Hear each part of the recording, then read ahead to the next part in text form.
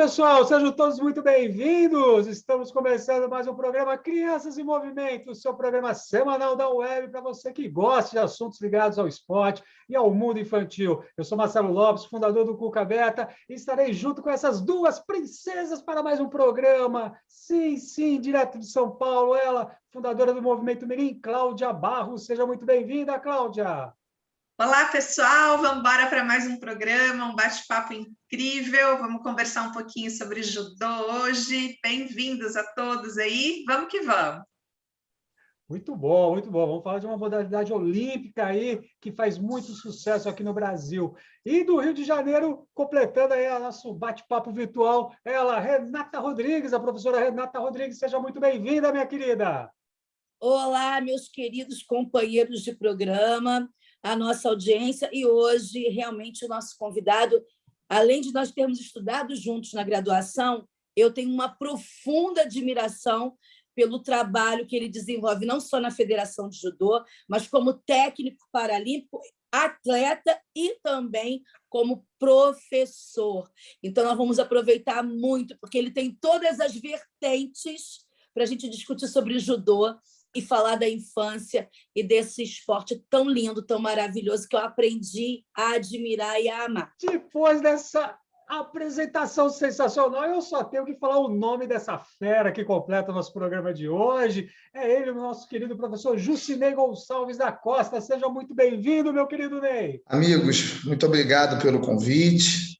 Estou aqui à disposição para a gente bater esse papo agradável e já de antemão parabenizá-los aí pela essa ação, de estarem preocupados, com o esporte junto à criança. Eu acho que a gente tem que debater, discutir, se aprofundar, porque é de uma responsabilidade muito grande na formação de qualquer ser humano. Sem dúvida nenhuma. Ney, já vou começar com você aí, para a gente começar aí o nosso programa.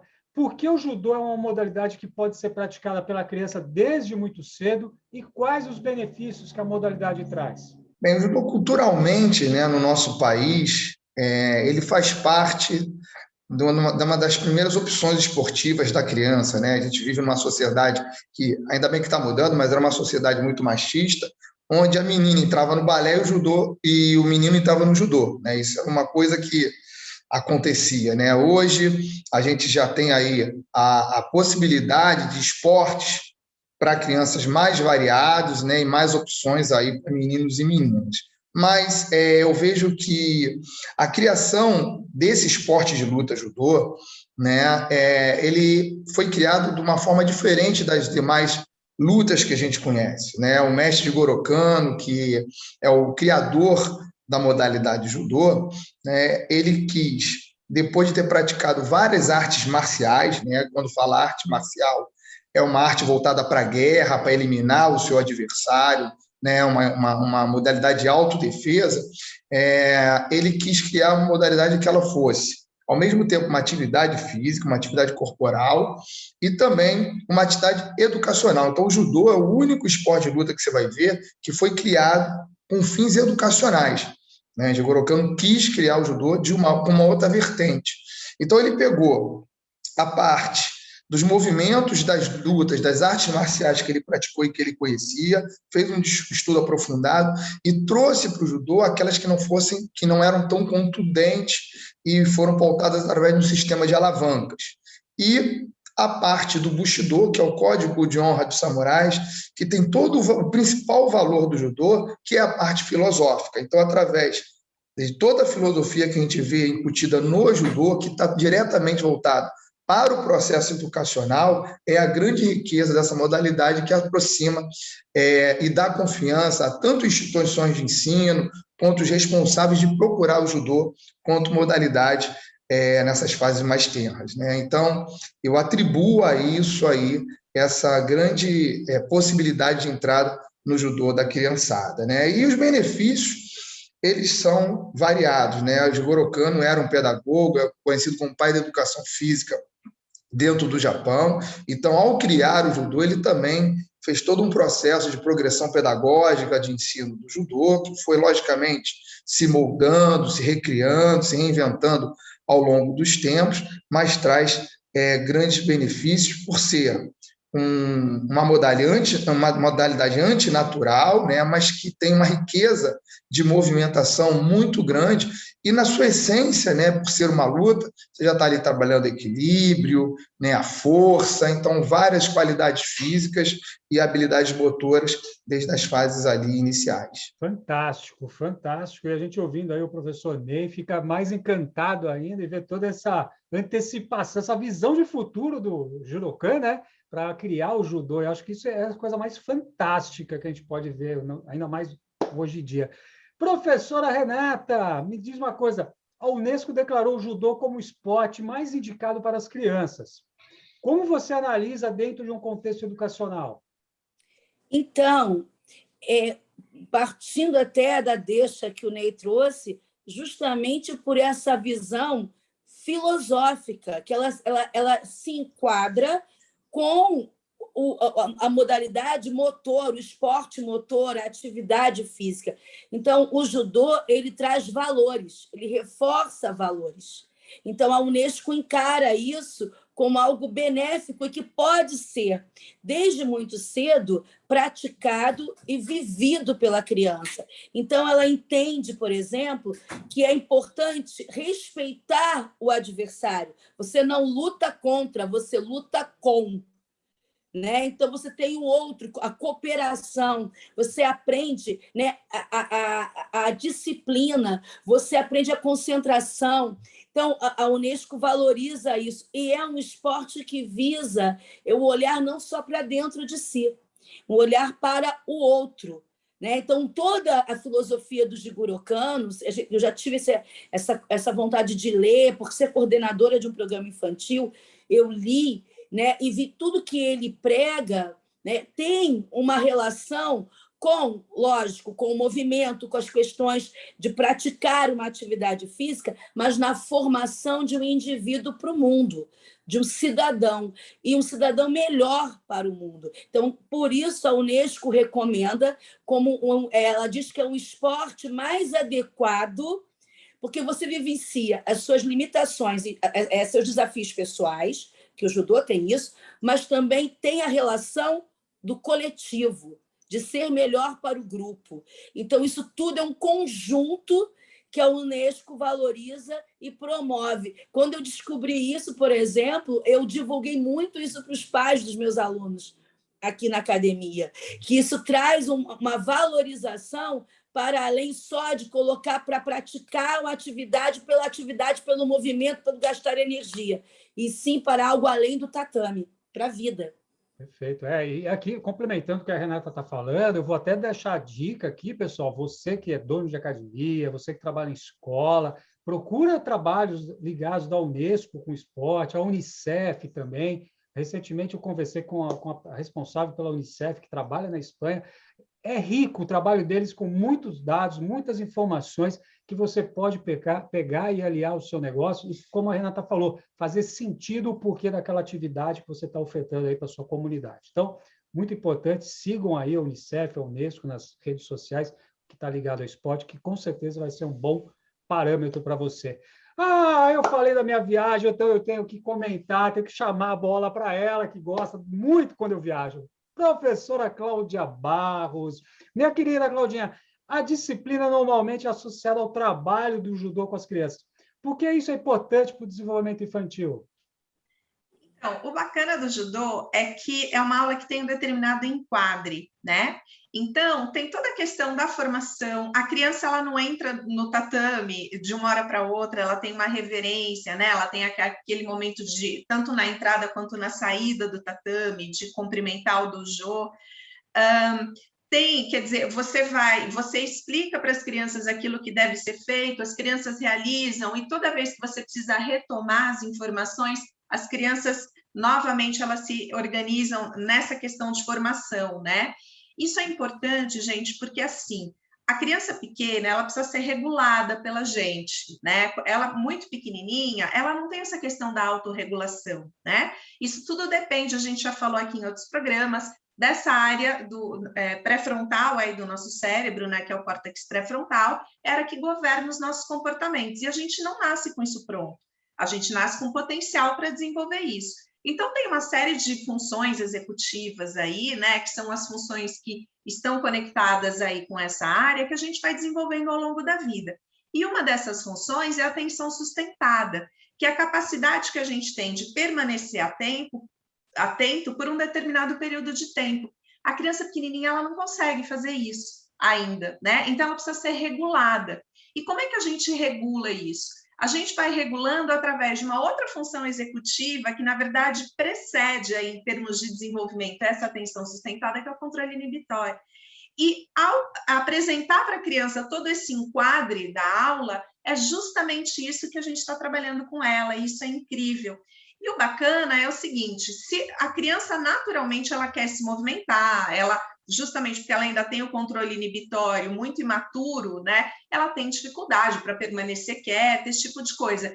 Mas numa aula de judô, ela tem essa oportunidade. Então, você faz a formação, você explica, você tem todo esse cuidado e, de repente, as crianças se soltam aí para praticarem as atividades da modalidade, os jogos de luta, as quedas, enfim.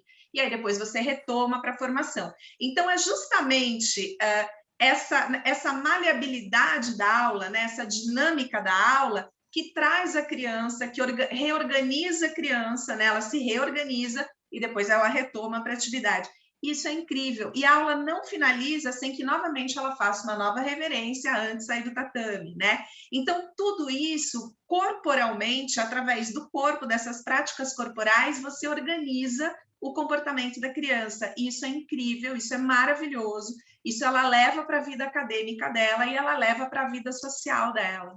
Fantástico. O programa Crianças em Movimento toda semana nas redes sociais do Cuca Beta, Movimento Mirim, da professora Renata Rodrigues. E hoje a gente falando sobre o judô infantil, aqui o judô nas escolas. Daqui a pouquinho nós vamos abordar mais. E recebendo aqui o professor Jucinei Gonçalves da Costa, o meu querido Ney, diretamente do Rio de Janeiro, aí, dando uma aula para a gente. Ney, como é, na sua opinião, na sua visão, o que se atribui o grande êxito do Brasil aí a nível internacional, nas grandes competições internacionais, como, por exemplo, a Olimpíada? Primeiramente, falar que eu acho que eu não sou o único faixa preta aqui no bate-papo, né? Essas duas pessoas aí, a Cláudia e a Renata, aí têm um conhecimento aprofundado aí, quer dizer, tem sido muito bom aí tá batendo esse papo. Bem, o judô ele tem uma organização em sequência, né? Existe uma federação internacional, né? No nosso país existe uma confederação brasileira que está diretamente ligado a essa federação internacional, e a confederação brasileira tem suas ramificações, que são as federações estaduais, né? E ligado a essas federações estaduais são as agremiações, né? Escolas, academias, clubes que estão ligados. Então, existe um processo organizacional onde as propostas elas se ramificam e se concretizam, né? Então, todo o processo de entrada na prática do judô, né, geralmente é procurando esse processo educacional da disciplina, né, onde o indivíduo lá, a criança, é muito indisciplinada, então esse professor vai trazer ela para um equilíbrio, ou essa criança é devagar demais, então esse professor vai estimular ela. Então a gente acha que existe um equilíbrio na base do judô, né? E o judô é muito praticado no nosso país por conta disso, né? Então há uma procura muito grande, há uma quantidade de judoca muito grande que a própria terra do judô, que é o Japão, fica admirado com o número de praticantes que a gente tem no nosso país. E isso, logicamente, leva a um funil, né, que traz uma qualidade muito grande. O Brasil é muito grande, então nós temos muitos praticantes. Você vê, o Japão e a França são as maiores potências, né? Elas não têm uma confederação, elas têm federações. É uma federação que rege o país todo. Aqui não, aqui tem que ter uma ramificação maior. Mas existe um processo de organização onde a base é educacional, mas sempre é oferecido a ponta da competição, porque é um esporte olímpico. Então, esse indivíduo, quando entra no judô, ele está baseado num processo educacional que, se ele não for atleta, ele vai ser formado um grande cidadão, né? E se ele optar pela carreira de atleta, ele vai ter todo esse processo, né, que a Cláudia falou, né, da questão da disciplina, da dedicação, da superação, que foi uma formação que não veio para a competição, ela veio por um processo da formação do cidadão, que vai oportunizar, quando ele resolve ser atleta, poder ter uma base larga para aí sim se especializar. E nós tivemos a nossa primeira medalha olímpica em 1972, um japonês, tá, que veio morar no Brasil, que é o Chiaki Shi, e de lá para cá temos sempre ganhado medalhas em Olimpíadas, e isso populariza mais esse lado da competição e cria mais adeptos a isso.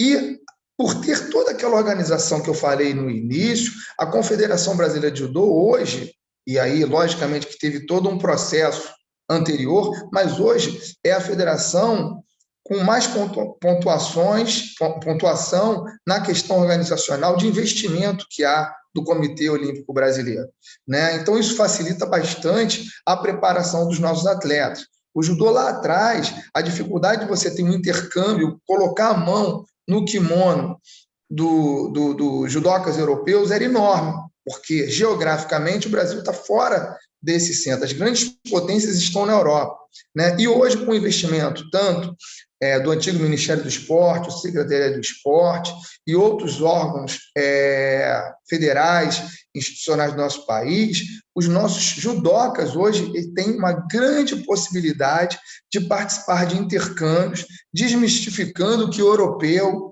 tem o melhor judô, o judô de lá é melhor ou pior. Não, a gente tem oportunidade de, sim, dentro da nossa casa, fabricar grandes judocas, por esse grande número que a gente tem de praticantes, né, e do investimento que há pelo nosso governo aqui, para que esse judoca chegue da melhor forma possível numa Olimpíada, né? Então, o judô mundial ele é muito dividido. Você vai ver numa Olimpíada, existe ainda o Japão e a França ali ganhando um pouco mais de medalha, mas você vai ver nas 14 categorias que são disputadas, né, assim, sei lá, o Japão ganhou 3 medalhas de ouro de 14, a França ganhou 2, o resto é um país ganhando cada medalha, né? Então, a gente está nesse rol porque existe um investimento, existe uma longevidade de participação desse judoca por tudo que foi criado dentro do nosso país, né? E o encanto pelos ídolos que a gente tem aí valorizado bastante dos nossos medalhistas.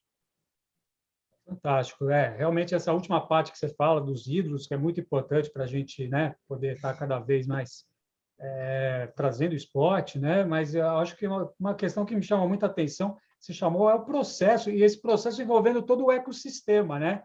Todo o ecossistema aí do judô, desde do educacional aí até a ponta. Então, seria a gente discutir que a natação infantil não é importante para a natação de rendimento, né?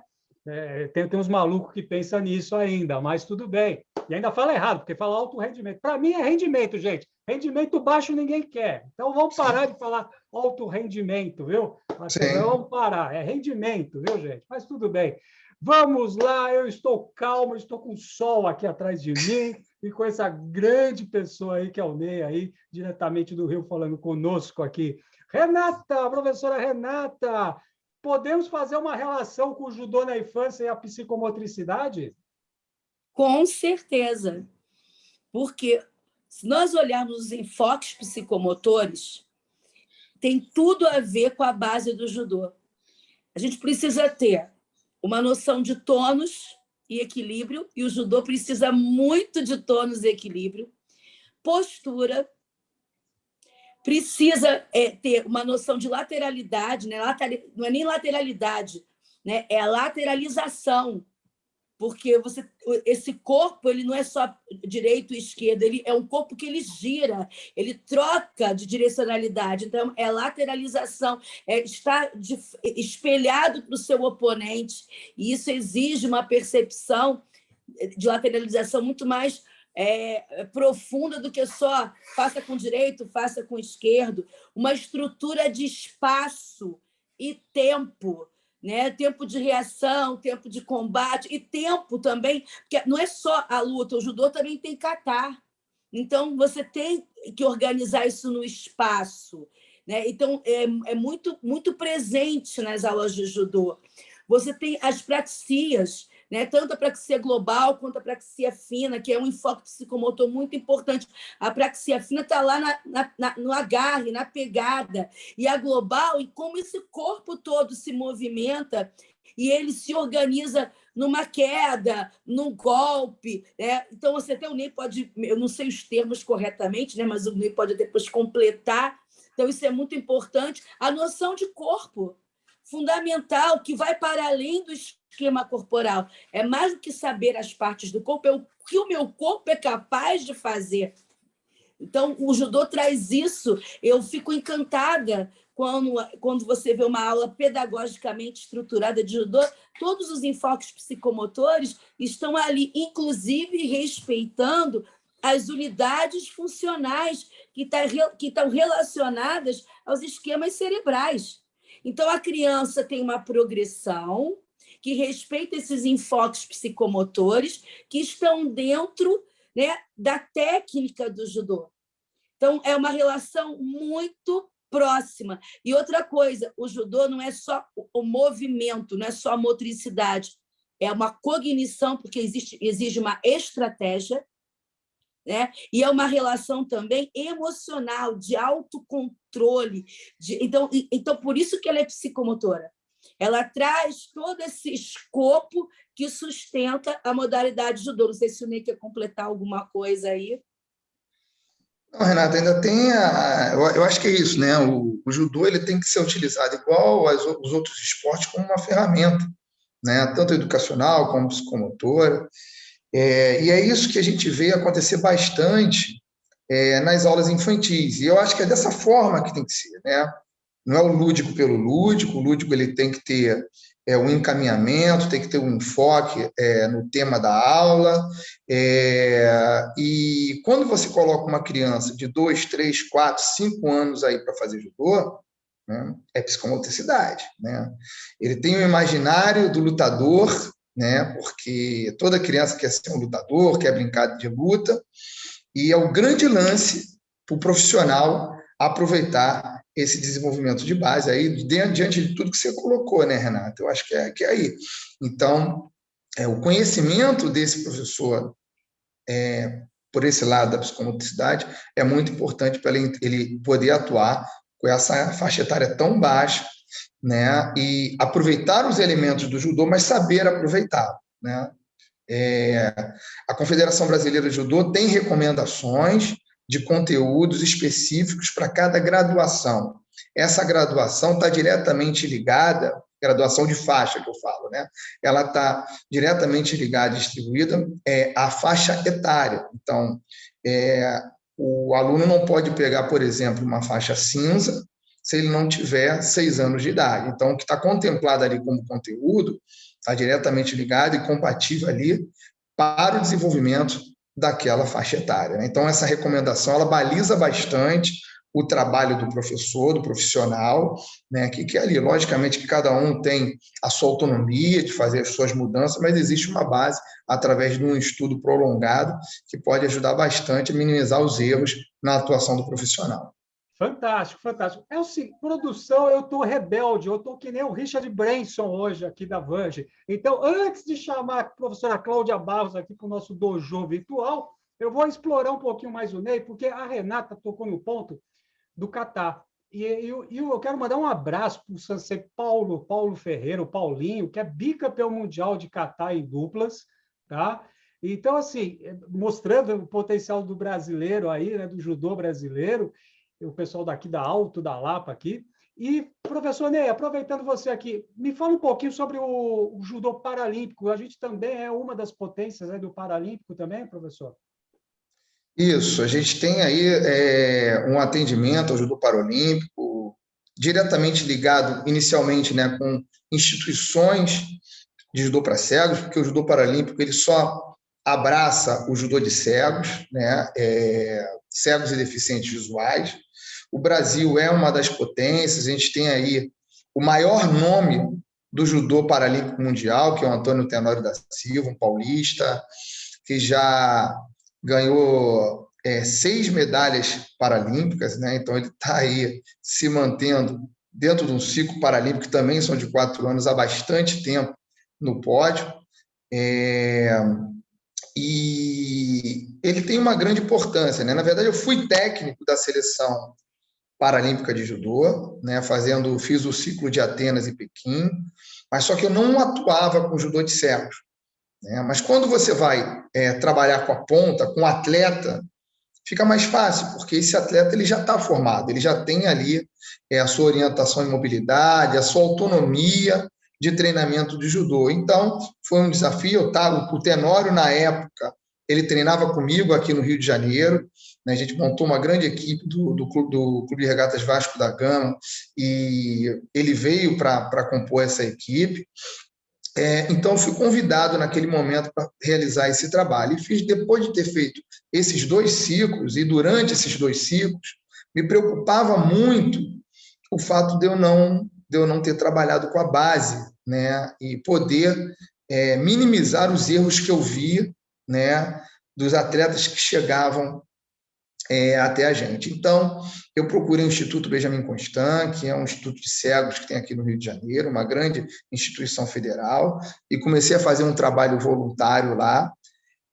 Hoje nós temos cerca de 30 crianças cegas e deficientes visuais praticando judô, né, baseado em tudo isso que a gente está falando. O judô é uma ferramenta para que eles possam ganhar confiança, autonomia, a questão da queda, aí, né, de aprender a se defender na queda. Para os cegos isso é muito importante, né, visto que a gente tem bueiros abertos, obras inacabadas dentro da nossa cidade. Então, o judô ele vem complementar. E com esse trabalho que eu comecei lá de 2008 a 2009, em 2008, 2009, nós tivemos no Rio 2016 um atleta que foi medalhista de prata, ou seja, começou de faixa branca nesse trabalho, depois de eu ter saído da seleção brasileira, e a gente conseguiu levar um atleta aí a medalhista, né? Mas fora isso, formando grandes cidadãos, nós temos lá, hoje eu tenho assistentes nos meus trabalhos,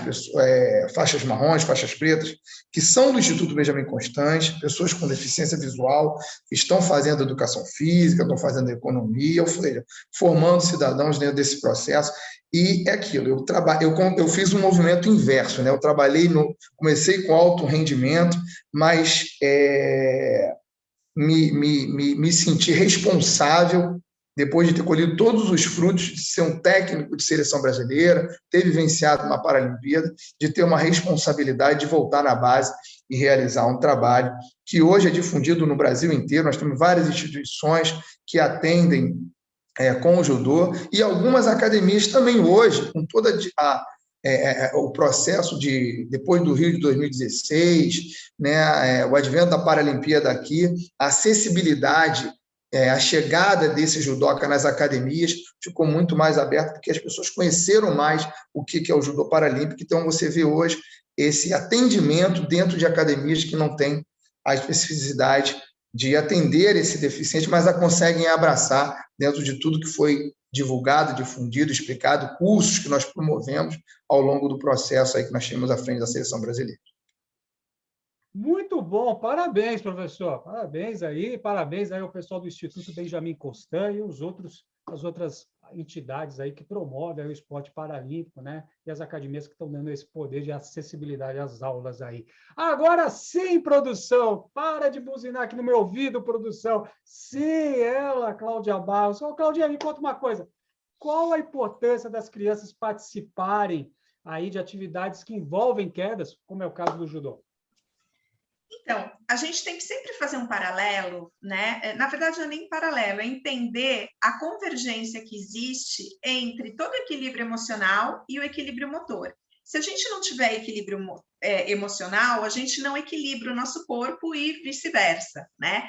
Então, quando a gente se propõe a trabalhar com quedas, a gente está colocando para a criança experimentar situações nas quais ela abra mão dos seus apoios motores num curto intervalo de tempo para se permitir cair.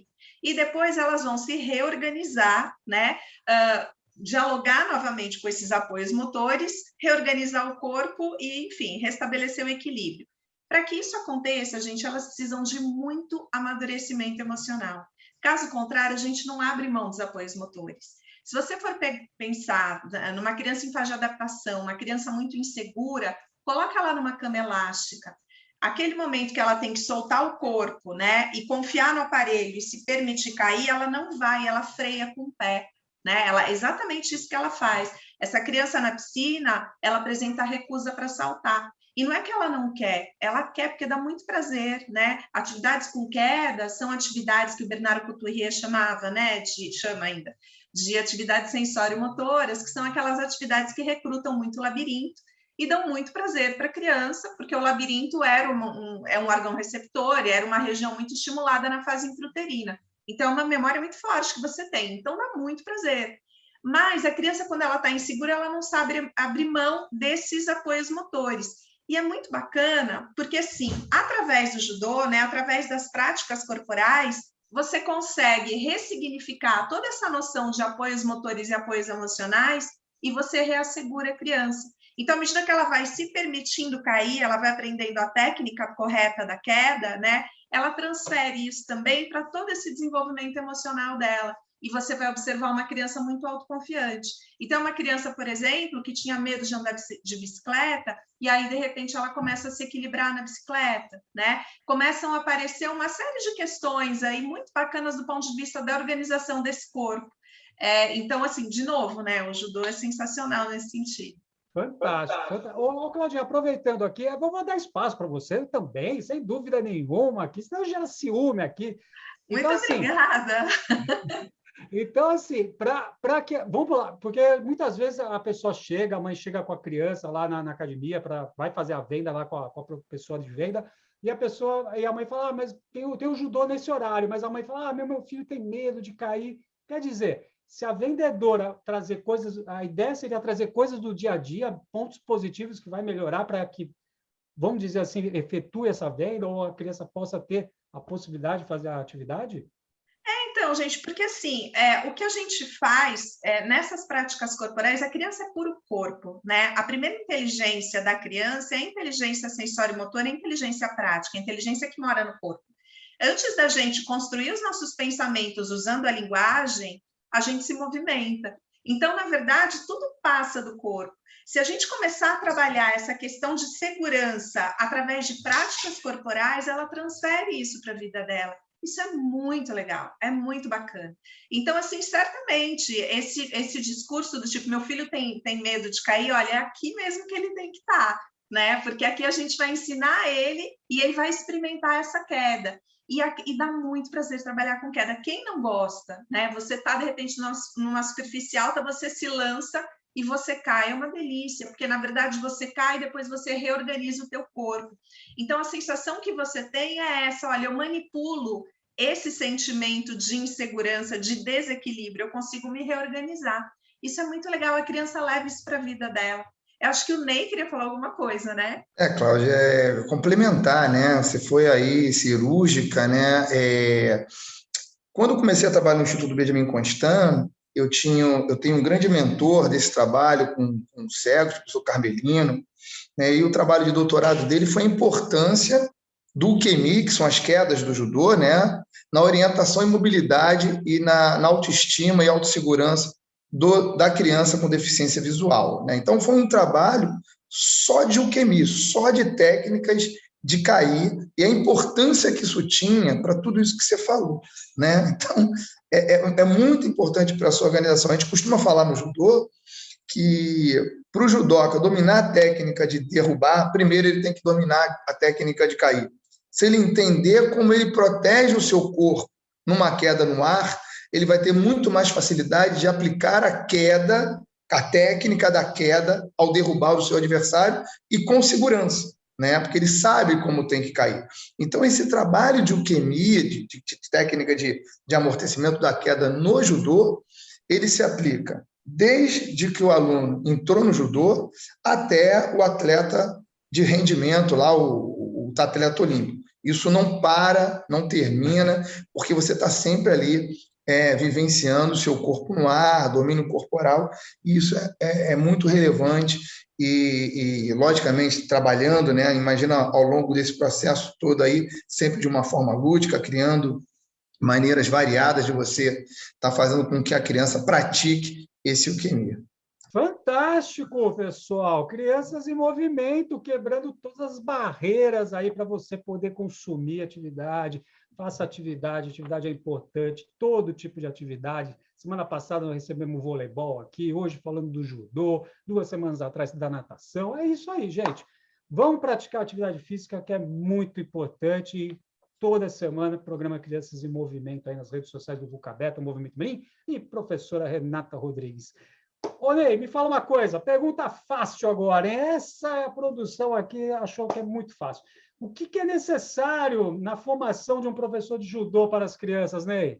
Bem, eu vejo que o professor, qualquer professor que vai trabalhar com atividade física, ele deva passar aí pela Universidade de Educação Física, né? Eu acho que é extremamente importante essa formação, né? Eu comecei a ser assistente do meu professor antes de fazer a educação física, depois comecei a fazer educação física ajudando ele, e já comecei a assumir algumas turmas, já era faixa preta, e comecei a assumir algumas turmas. E eu, com certeza, sou um professor bem diferente depois da minha formação e de todas as especializações que eu fiz, né? Hoje o CREF ele não pode fiscalizar as lutas, existe uma liminar que não deixa essa fiscalização, então não está sobre o guarda-chuva do CREF, e o negócio fica meio solto, né? E isso eu acho que é um grande problema que a gente tem, mas existe uma determinação, uma liminar, e aí não tem jeito que fazer. Então, a entidade judô, quer dizer, a entidade CBJ, a entidade do judô, ela criou uma regra que minimiza esse problema e ajuda bastante as federações aí na sua composição, né? Então, qualquer técnico, professor, que queira atuar em campeonatos nacionais, esse professor ele tem que ter o CREF, tá? E isso não é aplicado a nível estadual, porque senão a gente vai minimizar bastante a atuação dos nossos professores. A gente tem professores que têm outra profissão, são formados em faixa preta. O que a gente tem discutido hoje, né, é sair um pouco dessa discussão, né, que o CREF tenha que fiscalizar ou não, porque a gente não tem saído do lugar, né, a gente tem conversado, dialogado bastante com a Confederação Brasileira para que a gente possa criar alguns cursos, e aí pautado em tudo que a educação física traz, mas que esses cursos possam ser mais específicos para o judô, para que a gente crie um curso de pós-graduação ou uma própria formação específica para que a gente minimize os riscos dos erros e falhas daqueles que não estão com essa qualificação. Sabemos que nós temos ótimos professores que são só formados em judô, ou seja, faixa preta de judô, que são autodidatas, procuram um estudo aprofundado e, com isso, conseguem aplicar aí bem os seus planejamentos, mas a gente sabe que dentro da Faculdade de Educação Física que você consegue ali ter o aprofundamento sobre um planejamento, sobre o desenvolvimento motor, sobre controle de cargas, e que aquele professor que apenas replica aquilo que foi feito com ele, né, ele está aí, de repente, fazendo um judô para adulto com criança. Eu acho que, assim, muitas vezes a gente tem a questão da especialização precoce porque esse professor não tem a noção. Então, a federação ela tem promovido algumas discussões, alguns cursos para poder ajudar a contribuir com esse cenário, que é um cenário que está em outra esfera de discussão e que a gente não está conseguindo avançar muito. Então, a ideia é que a gente possa dar a nossa contribuição com esses cursos, trazendo essa orientação. A gente tem feito também, dentro do nosso ambiente de judô federativo aqui no estado do Rio de Janeiro, e sempre quando a gente identifica um técnico que está fazendo um trabalho de base, que, de repente, esse professor ele não tem essa formação, a gente chama para uma conversa, orienta da importância dele estar fazendo o curso de educação física para que ele possa, na nossa visão, né, ter uma qualificação melhor, mas a nossa venda é em relação a ida ao Campeonato Brasileiro, falar, ó, senão você não vai ter oportunidade de estar na ponta, de estar levando de acompanhar os seus atletas na ponta. Então, a gente tem tentado, de alguma forma, trazer essa luz aí para a comunidade do judô. Maravilha, maravilha. Professora Renata, por que o judô ainda não é tão difundido aí na educação física escolar, minha querida? Eu vou falar da educação física escolar da rede pública, né? Porque na rede particular, ele tem entrado como uma atividade extracurricular e a gente encontra isso em muitas escolas da rede particular. Mas vamos falar, então, da rede pública, porque a gente tem um documento chamado BNCC, que coloca ali como uma das suas linhas a luta. Só que a gente não tem estrutura para tal. E quando se fala em luta, o judô é o que tem a melhor condição de estar no ambiente escolar. Primeiro que ele pode ser colocado desde as idades mais tenras, então desde a educação infantil, né? E por toda a filosofia que ele traz e por toda a metodologia. E eu que sou professora da rede pública, né, vejo o quanto que é difícil para o profissional da educação física escolar trabalhar, porque muitos não têm nem quadra, quanto mais um tatame, um espaço. E se a gente for pensar bem, não é tão custoso ter um tatame. Então, o que precisa é uma questão de política pública mesmo, né? de colocar dentro da escola, não é só estar no papel lá da BNCC e achar que um joguinho de confronto entre duas crianças, você está trabalhando luta, porque não está, e tem que ser a luta no contexto de formação de cidadão, no contexto educacional. Então, estruturar, né? Buscar espaços dentro da escola, nem que sejam pegar uma sala, um tatame móvel resolveria o problema, tá?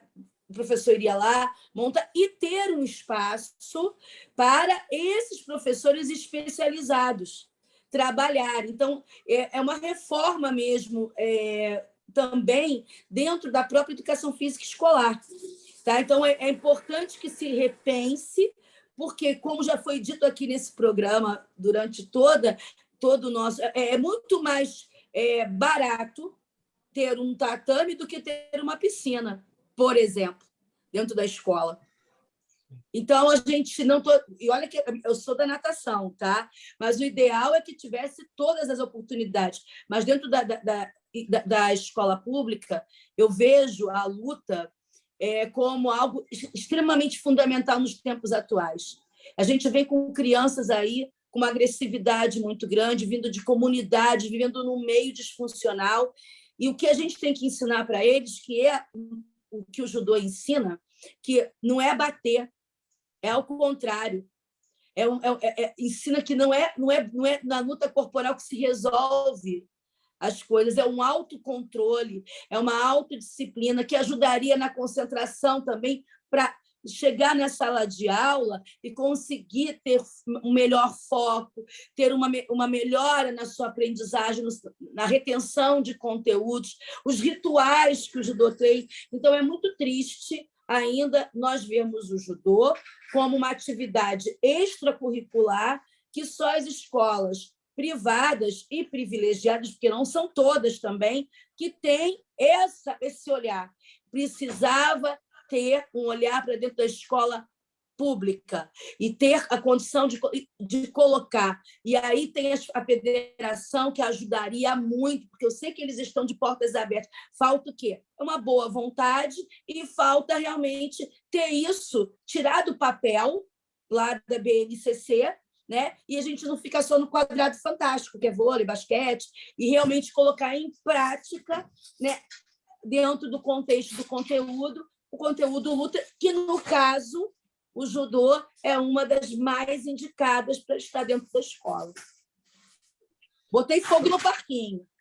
Não, imagina, que isso. Eu acho que, né, pegar esses 2, 3 minutos da sua fala aí, todo mundo está assistindo o programa, e refletir sobre isso, e quem tem esse poder de fazer essa mudança, ou todos os agentes, todos os players envolvidos, tem que fazer a sua reflexão e saber o que ele pode estar fazendo e contribuindo, né, para que a gente mude aí, né? Como o professor Ney falou, é um processo, e o judô vem dando esse exemplo como um processo. É questão da gente entender aonde a gente se insere e o que a gente pode estar fazendo nós mesmos, né? Tendo essa autonomia para fazer. Eu queria fazer uma parte aí nessa, porque as ações elas já estão se movimentando, elas estão sendo feitas, tá? Existe hoje, por parte do judô, um convênio da Confederação Brasileira de Judô, governo japonês e o governo do Brasil, com um projeto que se chama Sport for Tomorrow, né? Esse projeto ele tem levado já há 4 anos, quer dizer, na verdade 5 anos, ano passado não viajaram para o Japão, mas estamos levando há 5 anos, 10 profissionais de estados variados aqui do Brasil para o Japão. Esses profissionais eles ficam numa imersão rodando escolas e universidades dentro do Japão e vendo como é que acontece o processo do judô no Japão e conhecendo também outras modalidades de luta, né? Então, existe todo um intercâmbio de orientação, de como acontece lá e também um projeto de investimento financeiro para que o judô seja incluído nas escolas aqui no Brasil, né? Na última edição, por conta da pandemia, foi feito de forma online e a gente pôde ser atendido um número maior de professores, porque foi feito através dessa plataforma e não foi indo até o Japão, mas esse projeto ele continua. E existe dentro do Rio de Janeiro um projeto da prefeitura que é encabeçado por um vereador chamado Marcelo Arar, que é a Escola de Lutas. Esse projeto ele foi autorizado, a verba já foi depositada, mas ele foi paralisado por conta da pandemia, né? Esse projeto é um projeto que é um grande avanço, ao mesmo tempo que ele é muito positivo, eu já levei isso para a direção, ele é muito preocupante, né? Porque quando se fala em lutas, você reúne todas as lutas, né? E você tem lutas que não estão voltadas para o processo educacional, né? Então, o que eu venho conversando com o pessoal que é responsável por essa plataforma é que antes de começar a aplicar, isso tem que estar muito bem estruturado para que a coisa não se perca e uma coisa com tanto valor possa ser encaminhado para uma ação completamente adversa, né? Então, a gente está, na verdade, tentando levar um processo educacional para dentro da escola, pautado dentro das lutas, dentro da filosofia de luta, mas a gente sabe que tem lutas que elas não têm uma filosofia voltada para o processo educacional, é para autodefesa, é para... Enfim, né? Então, a gente tem que moldar isso, eles estão cientes sobre isso, a gente vai se organizar para tentar levar. Então, assim, isso que você falou, Renata, políticas públicas, e eu, na minha gestão, comecei minha gestão em 2017, eu tenho me aproximado bastante de políticas públicas para trazer esses benefícios para a nossa modalidade. Então, eu tenho batido na porta da prefeitura, através de vereadores que são do judô, pessoas que são do judô e possam fazer esse encaminhamento, porque a gente entende que, hoje, para vocês terem noção, eu posso arriscar aqui que 90% das academias, clubes filiados à nossa federação são de projetos carentes, né? São crianças que têm a Rafaela Silva, que é uma menina de comunidade que veio do projeto Flávio Canto, que é o projeto Reação, dentro da comunidade, e hoje é um grande ícone do esporte nacional. Então, um garoto hoje que, muitas vezes, antigamente, na minha época, queria ser jogador de futebol, ele quer ser hoje um lutador, quer ser um judoca, e até de outras modalidades de judô. Então, a gente tem que aproveitar esse potencial que tem para mudar, reverter isso que a Renata colocou aqui, dentro das escolas, né? Essa falta de educação, de limite, de disciplina que a gente tem, e um grande caminho para a gente conseguir isso, nessa ferramenta lutas, essa ferramenta judô especificamente, que a gente tem que ter isso bem organizado. Claudinha, quais os benefícios de estratégias de ensino que envolvam jogos de lutas nas aulas de educação física, querida? Assim, quando a gente trabalha com qualquer atividade que tenha oponente, né, seja ela coletiva ou seja ela individual, a gente trabalha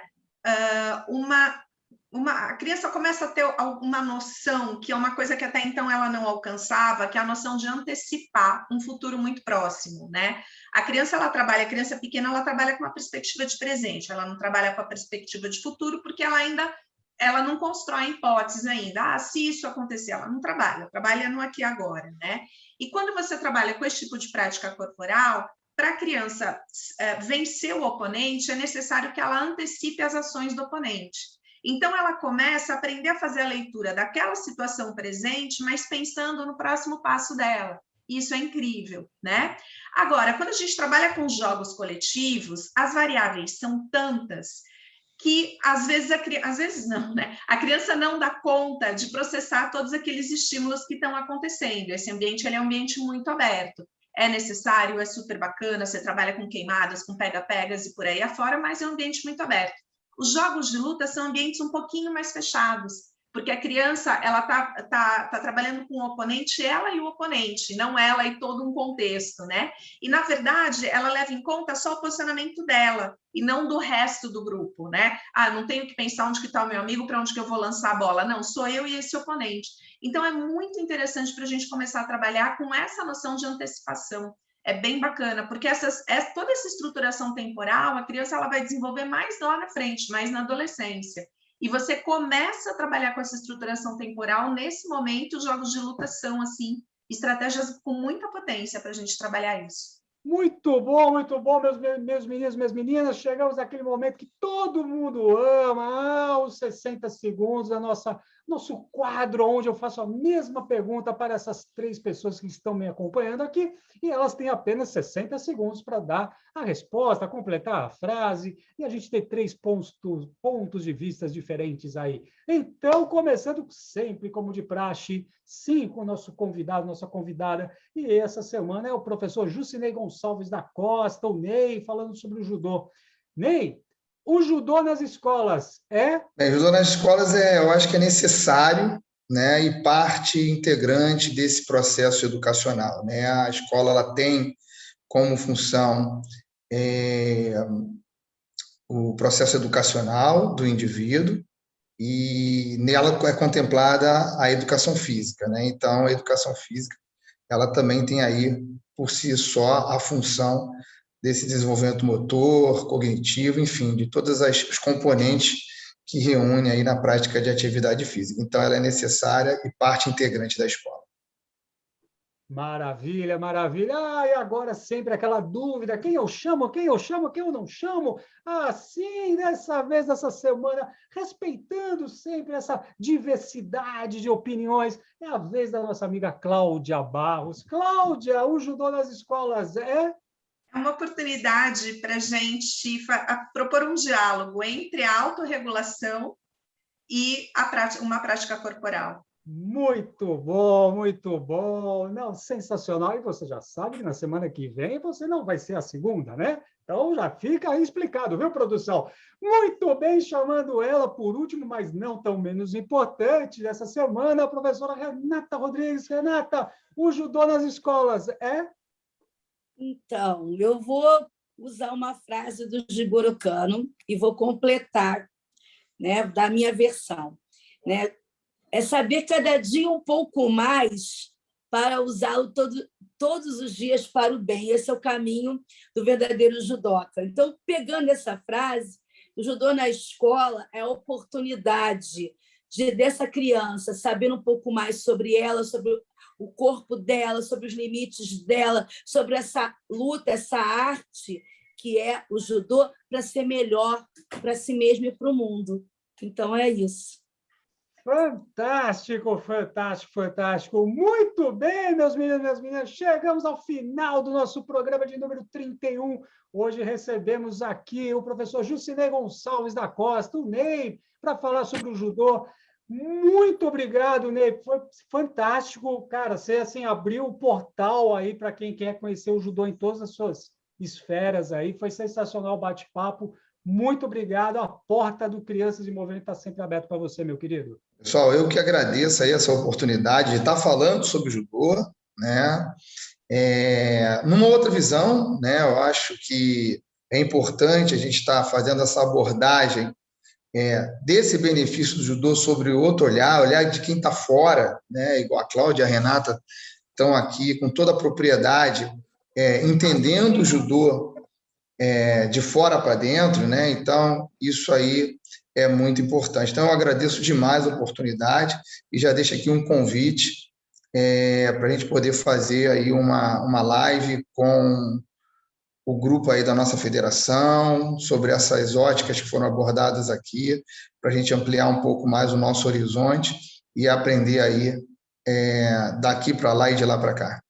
Fantástico, fantástico, Ney. Muito obrigado pelo convite. As meninas já estão até chorando aqui de felicidade. Elas já estão assim, ó. Você vai estragar a maquiagem delas. Aqui a produção ficou meia hora, né? Isso é uma coisa terrível. Minha querida Cláudia Barros, as suas despedidas. Olha, Ney, super obrigada pela tua presença aqui. Foi muito bacana esse bate-papo.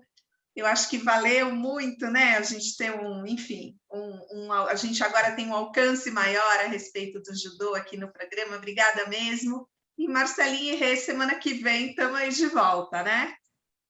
Semana que vem, sem falta, estaremos firmes e fortes aqui. Com muita coisa aí para trazer para vocês. Renata, você só tem amigo top, você só traz amigo top das galáxias aqui para falar conosco. Menina, traz um cara chato, não é possível. Só cara bom você traz, coisa. Vai lá, minha querida, despedir que está acabando o tempo aqui, está acabando. Pois é, a minha riqueza são os meus amigos. Eu queria dizer assim, foi fantástico. E, Ney, muito obrigada. Eu sei que você tem uma vida super atribulada. Agora ele é papai, gente. Nasceu o Theo, pequenininho. Então, assim, se dividindo entre o Theo e a vida dele, que mil coisas que vocês viram que ele faz aqui. Mas, acima de tudo, Ney, muito obrigada por trazer para nós essa base que você tem do judô e essa visão para muitos dos que estão nos assistindo, que são pais de crianças, professores, não é só da educação física que esse programa atinge. Então, você está trazendo aqui um olhar amplo e um olhar de quem realmente nasceu no esporte, cresceu, viveu nele em todas as possibilidades e hoje representa esse esporte, mas não esquece nunca a formação, a base que é educativa. Então, muito obrigada, meu amigo. Você sabe que eu te amo demais e valeu. Obrigada, gente. Sensacional, pessoal. Bom, pessoal, semana que vem eu espero você aqui, você aí de cuca aberta aí conosco para mais um programa Crianças de Movimento e espero que esse programa você tenha dado um ipom aí na questão da quebra de paradigmas, da intolerância. Então, pessoal, pratique esporte, vamos falar cada vez mais de esportes aí para toda a sociedade. Beijo, forte abraço para todos e até semana que vem, pessoal. Tchau, tchau!